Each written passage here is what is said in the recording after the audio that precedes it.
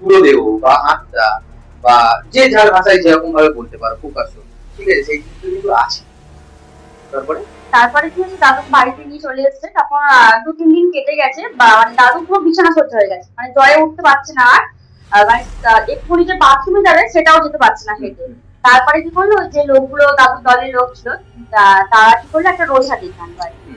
ডেকে নিয়ে এসে তারপর বাতাস ফুক ফুক দিল, মানে যা সব করে আর কি। তখন ধরে দিনে দেখো, যেমন হয়তো ডাক্তারেরও কাছে যেত মানুষ, প্লাস এই ওঝাবদ্যি গুলো করতো। কারণ কেন কি, তখন ঘরের মানুষ এরকমটাও মনে করতো যে ওঝাবদ্যিকেও ডাকলে যদি কিছু সমস্যার সমাধান পাওয়া যায়, সেই হিসাবে কিন্তু ওরা ওঝাবদ্যিও ডাকতো। তারপরে তারপরে হচ্ছে নিয়ে এসে ঠিক করলো, তারপরে 2 দিন পর থেকে দাদু আগের মতো সুস্থ হয়ে গেছে।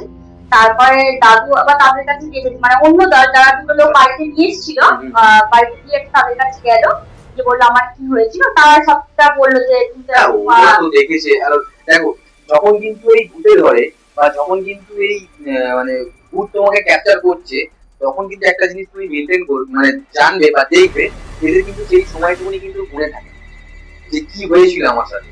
কিন্তু ওই যদি ওনাকে কেউ যদি মানে যায় বাঁচাতে বা তুলতে, একমাত্র তারাই বলতে পারবে যে তোমার সাথে কি হয়েছিল, যদি তারা দেখে থাকে।